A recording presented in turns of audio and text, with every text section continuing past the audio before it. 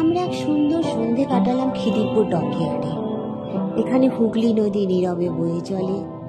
বুকে নিয়ে কলকাতার কত স্মৃতি, কত গল্প। নদীর ধারের এই দিকটা আরো সুন্দর হয়ে উঠেছে। প্রকৃতি আর ঐতিহ্যের এক অনন্য মেলবন্ধন যেন। নদীর হাওয়া, জলের শান্ত ধারা আর সবুজের স্পর্শ মুহূর্তের জন্য ভুলিয়ে দিল শহরের কোলাহল। এমন মুহূর্ত আমাদের মনে করিয়ে দেয় সৌন্দর্য তো সব সময় আমাদের চারপাশেই আছে, শুধু অনুভব করার অপেক্ষায়।